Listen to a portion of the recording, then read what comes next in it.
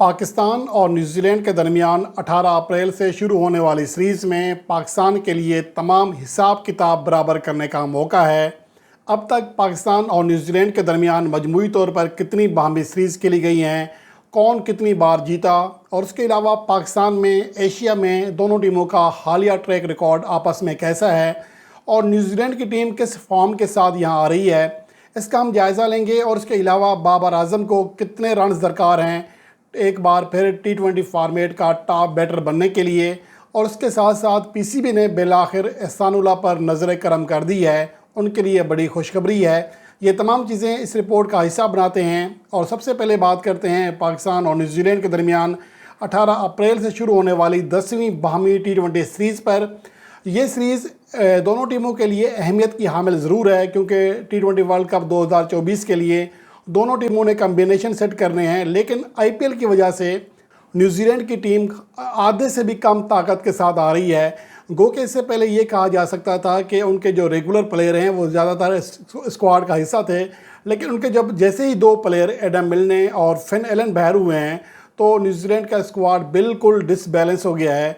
और उसकी वजह से ये कहा जा सकता है कि अब पाकिस्तान के लिए ये सीरीज़ आसान होगी। और इसको न्यूजीलैंड की अब बी टीम इसलिए कहा जा सकता है कि उनके दो मेन प्लेयर भी नहीं आ रहे जो कि हालिया अरसे में रेगुलर अपनी टीम का हिस्सा थे।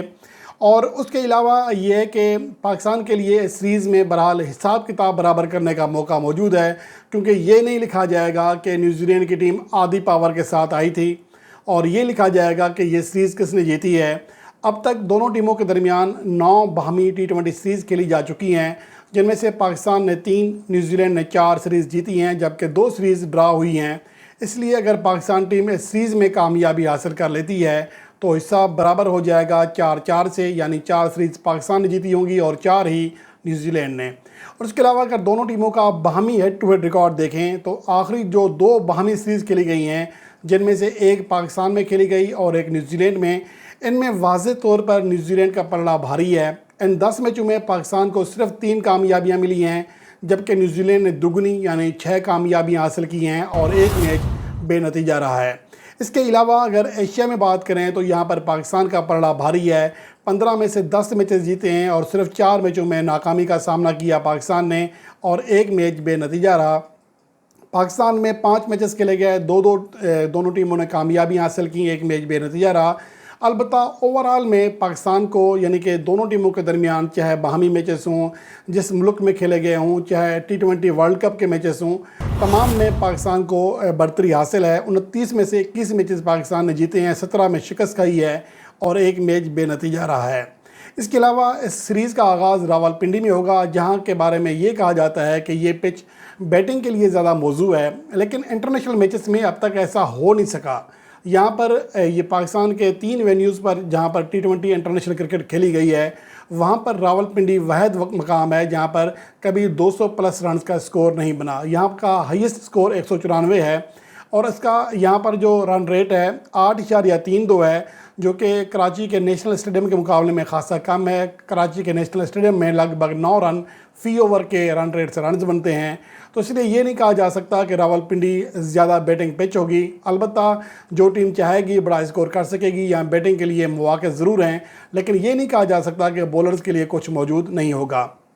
और उसके अलावा पाकिस्तान क्रिकेट टीम के कप्तान बाबर आजम के लिए शानदार मौका है कि वो 2024 के टॉप बैटर बन जाएं T20 इंटरनेशनल मैचेस में।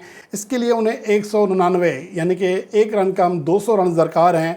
मौजूदा वक्त में वो 213 रन कर चुके हैं और जापान के खिलाड़ी फ्लीमिंग 411 रन के साथ टॉप बैट्समैन हैं। और फिन एलन जो कि सीरीज़ का हिस्सा नहीं है, जो कि पाकिस्तान आ रहे थे, इंजरी की वजह से बाहर हो गए, वो 326 रन के साथ दूसरे नंबर पर थे। अब देखना ये है कि क्या बाबर आजम ये 199 रन या 200 रन करके ये संग मील अबूर कर पाएंगे या नहीं। अलबत्ता इससे पहले वो 2024 में मजमूई T20 मैचेस में, जिनमें PSL के मैचेस भी शामिल हैं, तमाम T20 मैचेस में अब भी 2024 के टॉप बैटर हैं। 1033 रन कर चुके हैं, जबकि कोई और बैट्समैन 900 रन की हद पार नहीं कर सका। तो इस एतबार से देखा जाए तो T20 फॉर्मेट के Babar Azam already top batsman हैं।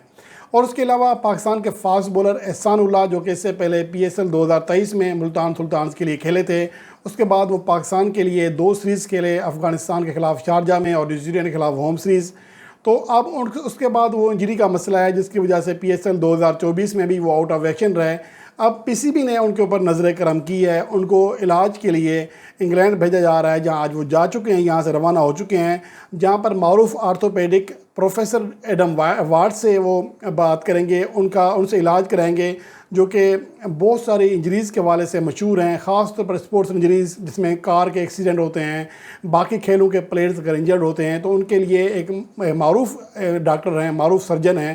اب امید کی جا سکتی ہے کہ احسان اللہ کا جو کیریئر ہے وہ بچ پائے گا، کیونکہ اس کے حوالے سے منفی خبریں بھی آ رہی ہیں کہ ہو سکتا ہے کہ احسان اللہ دوبارہ بولنگ نہ کرا سکیں، لیکن امید ہے کہ انگلینڈ سے وہ مکمل طور پر صحت یاب ہو کے آئیں گے، اور ان کا جو مکمل خرچہ ہے وہ پی سی بی اٹھا رہا ہے۔ اس سے پہلے تمام تر جو اخراجات تھے ان کے علاج معالجے کے لیے وہ ان کی فرنچائز ملتان سلطانز اٹھا رہی تھی۔